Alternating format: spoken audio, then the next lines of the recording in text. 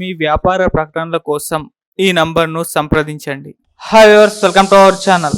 TDP Janasena కేవలం 24 సీట్లు ఇవ్వడం పైన జన సైనికులు చాలా మంది అయితే కాస్త వ్యతిరేకత అయితే చూపిస్తున్నారు. కొంతమంది అభ్యర్థులు అయితే ధర్నాలు చేయడం, నిరాహార దీక్షలు చేయడం ఇటువంటివి కూడా చేస్తున్నారు. మరి టీడీపీ జనసేనను మోసం చేసిందన్న వ్యాఖ్యలు కూడా వినిపిస్తున్నాయి. మరి దీంట్లో నిజం ఎంత ఉంది? మరి జనసేన 24 స్థానాల్లో పోటీ చేయడం పైన జనసేన కార్యకర్తలు ఎలా ఫీల్ అవుతున్నారో తెలుసుకోవడానికి ప్రజెంట్ మనతో పాటు జనసేన లీడర్ చుక్క నాని గారు ఉన్నారు. వారితో ఒకసారి మాట్లాడి తెలుసుకుందాం. సో హాయ్ అన్న, మరి జనసేన 24 స్థానాల్లోనే పోటీ చేయడం పైన మీ ఒపీనియన్ ఏంటి? అంటే చంద్రబాబు గారు మోసం చేశారు అని అంటున్నారు కొంతమంది. మరి మీరేం చెప్తారు? అంటే ఇప్పుడు మేము ఏదైతే అనుకున్నామంటే ఒక 40 నుంచి 50 సీట్ పోటీ అనుకున్నాం. మేము ఏవైతే అనుకున్నామో అందులో ఒక 1 పార్ట్ మాత్రమే రిలీజ్ అయింది. 24 సీట్లు మాకు కేటాయించారు. అంటే మేము 100 తీసుకొని 70 తీసుకొని 80 తీసుకొని ఓడిపోయే లాస్ట్ టైం లాగా అయ్యే ఛాన్స్ లేదు. కాబట్టి మాకు ఎంత కావాలో మేము ఏవైతే గెలిచే ఛాన్సెస్ ఉన్నాయో అవి మాత్రం తీసుకొని గెలుబాటగా పోవాలని ఒక ఆలోచనతో 24 మాత్రం తీసుకున్నాం. రానున్న రోజులలో ఇంకొక 15-20 పెరుగుతాయి కంపల్సరీ. అటు ఇటు కాక ఒక 40 నుంచి ఒక 50 మధ్యలో అయితే అవుతాయి. అటేమో జనసేన నాయకులు కొంతమంది వాళ్ళే ఫ్యాన్స్ కూడా వ్యతిరేకత చూపించడం చూస్తున్నాం. 24 స్థానాలు ఇచ్చారేంటి అని చెప్పేసి. మరి వాళ్ళని ఎలా కంట్రోల్ చేస్తారు? కంట్రోల్ అంటే ఇప్పుడు నీతిగా నిజాయితీ ఉండేటోళ్ళు అయితే మా దాంట్లో ఉంటారు. మేము అన్ని నీతి నిజాయితీ ఉండే నాయకులనే తీసుకున్నాం పార్టీలే. వేరే పార్టీ నుంచి తీసుకోలేదు. మేము కష్టపడి బిల్డ్ చేసుకొని వాళ్ళ నాయకులుగా నిలబెడతా ఉన్నాం. ఈరోజు పార్టీ టికెట్ వేయలేదని పోతుంటే వాళ్ళ ఇష్టం, పోతే మేమేం చేయలేము. ఎందుకంటే రానున్న రోజులలో ప్రభుత్వం మాదే. జనసేన పార్టీ టీడీపీ ప్రభుత్వం వస్తూ ఉంది. వీళ్ళ దృష్టిలో పెట్టుకొని పనిచేయాలని కోరుతా ఉన్నాం. ఎందుకంటే ఒక 10 సంవత్సరాలు మేము పార్టీ పెట్టి అప్పటి నుంచి ఇప్పటిదాకా కష్టపడ్డాం. మీరు ఏదో ఒక ఎలక్షన్స్ టికెట్ రాలేనంత మాత్రం మీరు అట్లా చేస్తే అది మీకే ఇబ్బంది అవుతుంది. ఫ్యూచర్ అనేది 10 సంవత్సరాల తర్వాత కష్టపడి మీ ఫ్యూచర్ అంతా ఖరాబ్ అయినట్టయితే బయటికి పోతే. నేను ఏమంటున్నా అంటే ఆగండి, ఇంకొక 5 సంవత్సరాలు ఆగండి, అవుతుందేమో చూద్దాం తర్వాత. అంటే ఇప్పుడు పవన్ కళ్యాణ్ గారి అభిమానులు కానివ్వండి, జనసేన సైనికులు కానివ్వండి, వీళ్ళల్లో అంటే మొన్నటి వరకు ఏంటంటే పవన్ కళ్యాణ్ గారు చెప్పడం చూస్తాం, 3వ వంతు నేను సీట్లు అడుగుతాను, నాకు ఎన్ని సీట్లు అడగారు నాకు తెలియదా అనేసరికి దాదాపు ఒక 50-60 వరకు చేసి ఉండొచ్చు. మళ్ళీ సీఎం అభ్యర్థిగా కూడా ఉంటాను అని చెప్పడంతో వాళ్ళు ఒక నమ్మకం అయితే పెట్టుకున్నారు. ఇప్పుడు సడన్గా రివర్స్ అయ్యేసరికి మళ్ళీ వాళ్ళ లోపల ఇది ఒక నెగిటివ్గా వెళ్ళే ఛాన్స్ అయితే కనిపిస్తుంది కదా. పవన్ కళ్యాణ్ గారు ఒకటే క్లియర్, ఆంధ్రప్రదేశ్ రాష్ట్రం అనేది ముడుగుతా ఉంది. దాన్ని కాపాడడం కోసం ఆయన సీట్ కూడా త్యాగం చేయడానికి రెడీగా ఉండే. ఇక్కడ ఏమైపోయిందంటే మేము సీఎం అభ్యర్థిగా ఉండాలని మేము అప్పటి నుంచి ఫస్ట్ నుంచి కోరుకున్నాం. ఇది వచ్చేసరికి ఏమైందంటే మేము మళ్ళీ సింగిల్కి వెళ్తే మళ్ళీ జగన్ వచ్చే పరిస్థితి ఉంది. కాబట్టి ఈ జగన్ ఎట్లకెళ్ళి ఆంధ్రప్రదేశ్ నుంచి తీసేయాలని ఒక ఆలోచనతో టీడీపీతో పొత్తు పెట్టుకోవడం జరిగింది. ఆ పొత్తులో భాగంగా మేము సీట్లు ఒక 40 నుంచి 50 దాకా తీసుకోవచ్చు. తర్వాత అవి ఎన్ని అయితే ఏం సంగతి అనేది చూద్దాం. సో ఇటు వైసీపీ వాళ్ళేమో రెచ్చగొట్టే ప్రయత్నం అయితే చేస్తున్నారు. అంటే పవన్ కళ్యాణ్ గారు పావాలకు కూడా పనికిరారు, 24 సీట్లు ఇచ్చారు, చంద్రబాబు గారు డిసైడ్ చేశారు, పవన్ కళ్యాణ్కి అంత సీన్ లేదు అన్న విధంగా వాళ్ళు మాట్లాడడం చూస్తున్నాం. మరి మీరేం చెప్తారు? అట్లుండదబ్బా. ఇప్పుడు ఏ పొలిటికల్ పార్టీ అన్నా అంత సీన్ లేదు ఇంత సీన్ లేదు కాదు. ఆంధ్రప్రదేశ్ రాష్ట్రం అనేది మునిగిపోతా ఉంది. ఆంధ్రప్రదేశ్ రాష్ట్రం కోసమే మా సీట్లకి త్యాగం చేస్తూ ఉన్నాం. కాబట్టి ఈ అలయన్స్లో మా పార్టీ వస్తే ఏంటంటే ఆంధ్రప్రదేశ్కి అంత మంచి జరుగుతుంది. ఇంకా ఇప్పటికే 9-10 లక్షలు అప్పు ఉంది. దాన్ని పెరగకుండా ఇంకా తగ్గించే బాధ్యత 2 పార్టీలు తీసుకుంటాయి. దానికోసం అని చిన్న ఇబ్బందులు రావచ్చు పార్టీలో, ప్రతి పార్టీలు వస్తాయి. ఇప్పుడు జగన్ అసంటోడే ఇప్పుడు జైలుకు పోయొచ్చిండు, పెద్ద విషయం కాదు కదా.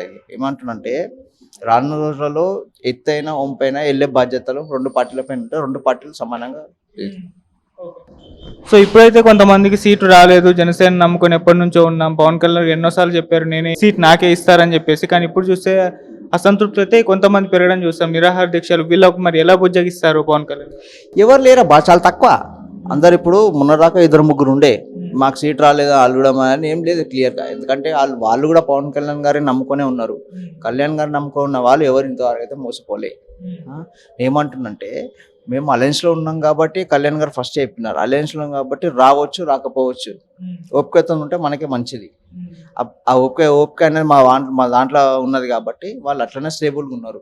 రాగానే రిలీజ్ చేసిన కొన్ని రోజులలోనే ఒక 1 day 2 days ఇబ్బంది అయింది. కానీ తర్వాత ఏమైనా అంత క్లియర్గా ఉన్నారు. మా వాళ్ళు మా పార్టీలు ఉన్నారు, ఏ పార్టీకి పోలేదు. ఇటు హరిరామ జోగయ్య గారు కూడా బహిరంగ లెటర్ రాయడం కూడా చూస్తున్నాం. అంటే పవన్ కళ్యాణ్ గారు మరి అంత దీనస్థితిలో ఉన్నారా, ఇంత తక్కువ సీట్లు ఇచ్చారని చెప్పేసి మరి అంత పెద్ద సీనియర్ లీడర్ కూడా ఇలా వ్యక్తపరచడం అనేది మరి ఏ విధంగా చూడొచ్చు? అవునా బా 100కు 100 తీసుకొని ఓడిపోమంటావా? 100కు 100 ఓడిపోమంటావా? ఇప్పుడు మేము డబ్బు రాజకీయాలు చేస్తలేము. డబ్బులు లేకుండా జీరో పాలిటిక్స్ ఏదైతే బడ్జెట్ ఉందో అవి అమలు చేస్తూ ఉన్నాం.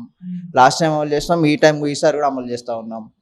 ఏంటంటే ఎలక్షన్ ఖర్చు అంతో ఇంతో ఉంటుంది కాబట్టి ఆ స్తోమత ఆ ఫైనాన్షియల్గా మేము బలంగా లేం కాబట్టి మేము 100 సీట్లకు పోవట్లేదు. మేము ఏవైతే అభ్యర్థులను ప్రకటించినామో అవి మాకు గెలుస్తామని భారీ నమ్మకం, చాలా గట్టి అయిన నమ్మకం ఉంది కాబట్టి కొన్ని సీట్లు తీసుకున్నాం అనమాట. ఎందుకంటే 100 తీసుకొని 150 తీసుకొని ఇప్పుడు ఓడిపోవాలని మేము అనుకోం కదా. ఏవైతే తీసుకొని కంపల్సరీగా గెలుస్తాం. సో మీరేమో జీరో పాలిటిక్స్ అంటున్నారు. మొన్న పవన్ కళ్యాణ్ గారు ఒక ప్రెస్ మీట్లో చెప్పడం చూస్తున్నాం. లీడర్స్ ఖచ్చితంగా మనీ పెట్టాల్సిందే, ఖర్చు చేయాల్సిందే, మినిమం ఫుడ్ కూడా ఖర్చు చేయకుండా ఎలా అని చెప్పేసి ఆయన మాట్లాడడం చూస్తున్నాం. మరి అంటే ఖచ్చితంగా నాయకులు డబ్బు ఖర్చు పెట్టాల్సిందేనా? అవునబ్బా, నేను ఏమంటున్నంటే మా పార్టీ పుట్టిందే జీరో పాలిటిక్స్ నుంచి. దాని దిశగానే పోతా ఉన్నాం. ఇప్పుడు నా రాజకీయ నాయకులు ఏం చేశారంటే గత ఒక 5 సంవత్సరాలు 10 సంవత్సరాల నుంచి ప్రజలని డబ్బుమయం చేసేసి, రాజకీయాలు అంటేనే డబ్బులు అనే మయం చేసేసి ప్రజలు ఇంకా అదే మైకంలో ఉన్నారు. వాళ్ళ మైండ్ తిప్పాలంటే అవ్వట్లేదు. కాబట్టి తప్పనిసరిగా ఇప్పుడు కంపల్సరీ ఎలక్షన్ ఖర్చు అయితే ఉంటుంది. వాళ్ళ మైండ్ని డైవర్ట్ చేయాలంటే మేము ఒక 5 సంవత్సరాలు 10 సంవత్సరాలు ఉంటే ఆటోమేటిక్గా జీరో బడ్జెట్ పాలిటిక్స్ తీసుకొచ్చే బాధ్యత మా మీద ఉంటుంది. మేము తీసుకొస్తాం అట్లా. ఎందుకంటే ఇప్పుడు ఒక మీటింగ్ చేయాలంటే మినిమం 15 లక్షలు అవుతుంది. ఇప్పుడు పవన్ కళ్యాణ్ గారు ఒక సభ పెట్టాలంటే మినిమం 20 లక్షలు అయితే ఈజీగా. దానికి డబ్బులు అయితే కావాలి కదా. దాన్ని అన్నారు కదా జీరో పాలిటిక్స్ అని. మేము జీరో పాలిటిక్స్ ఏంటన్నామంటే డబ్బులు, ప్రజలకి అయితే డబ్బులు ఇచ్చి ఓట్లు కొంటూ ఉన్నారో అవిని తరిమేలాగా మేము చూస్తామని చెప్తున్నాం. సో ఇప్పుడు అనౌన్స్ చేసిన 24 స్థానాల్లో కేవలం 5 స్థానాల్లో అభ్యర్థులను ప్రకటించారు. ఇంకా మిగతా వాళ్ళు ప్రకటించలేదు. మరి పవన్ కళ్యాణ్ గారు ఎక్కడి నుంచి పోటీ చేసే ఛాన్స్ ఉంది? భీమవరం అని అంటున్నారు. మరి భీమవరం నుంచైనా ఇంకా వేరే ప్లేస్ ఏదైనా చూస్తారు? 100% భీమవరమే ఉంటుంది. ఎందుకంటే లాస్ట్ టైం కూడా భీమవరం ఈసారి కూడా భీమవరమే ఉంటుంది. చేస్తే 2 చేయొచ్చు, చెప్పలేము. ఆయన అభిప్రాయం ఎట్లు మనకు కూడా తెలియదు కదా. భీమవరం అయితే కంపల్సరీ భీమవరం చేస్తారు. ఆ సంకేతాలు కూడా మొన్న ఫస్ట్ వెళ్ళినప్పుడే మీకు తెలిసి ఉంటుంది. అట్లా భీమవరం నుంచి ఉంటుంది. ఈ ఇచ్చిన 24 స్థానాల్లో దాదాపు ఎన్ని స్థానాల వరకు మరి జనసేన పార్టీ పవన్ కళ్యాణ్ గెలిపించుకోగలుగుతారు? 24 ఇచ్చారు, 24 తీసుకున్నాం. ఇంకా 15-20 వస్తాయి. అన్ని గెలుస్తాము. మేము గెలిచే స్థానాలు మాత్రమే ఎంచుకున్నాం, గెలిచే స్థానాలు మాత్రమే తీసుకున్నాం. అతిగా ఆశగా పోయి 100-150 తీసుకోలేదు కదా. మేము ఏమంటే మేము ఏవైతే గెలుస్తాం అనుకున్నాం అవి తీసుకున్నాం, గెలుస్తాం కంపల్సరీ. సో ఒకవేళ టీడీపీ జనసేన ఒకవేళ వస్తే అధికారంలోకి పవన్ కళ్యాణ్ గారికి డిప్యూటీ సీఎం ఇచ్చే ఛాన్స్ ఏమన్నా ఉందా? దానికోసం అన్న పవన్ కళ్యాణ్ ఫైట్ చేస్తారు? ఫైట్ కాదబ్బా. ఇప్పుడు మాకు 50 ఇచ్చారు అనుకో, ఒక 50 గెలుస్తాం అనుకో, 100% కొట్లాడతాం కదా మాకు ఏదో కావాలని. ఇప్పుడు ఈ అలయన్స్ అనేదే భాగం. రాజకీయం ఏదైనా సరే పవర్ ఉన్నప్పుడు పవర్ షేరింగ్ అనేది 2 పార్టీలకు చెందింది. అది ఈ ఉప ముఖ్యమంత్రి తీసుకుంటారా, ముఖ్యమంత్రి తీసుకుంటారా అనేది మేము గెలిచిన తర్వాత మా పార్టీ 2 పార్టీలు ఆధారంగా వచ్చిన తర్వాత అప్పుడు నిర్ణయిస్తాం. ఇటు టీడీపీ జనసేన పొత్తు అయితే కన్ఫర్మ్ అయింది. మరి బీజేపీ వచ్చే ఛాన్స్ ఏమన్నా ఉందా? అంటే ఇప్పుడైతే 99 మంది అభ్యర్థుల్ని ప్రకటించారు. బీజేపీ వస్తే ఇస్తానంటున్నారు. మరి బీజేపీ కలిసే అవకాశం ఉందా లేదా? ఉంటుంది. ఇప్పుడు బీజేపీ మరి ఎన్డీఏలో కూటం, ఎన్డీఏలో ఒక జనసేన పార్టీ భాగం, టీడీపీ కూడా ఉంటా ఉంది. 3 పార్టీలు కలిసిపోతా ఉన్నాయి. రానున్న రోజుల్లో ఆ పొత్తు కూడా క్లియర్ అవుతుంది.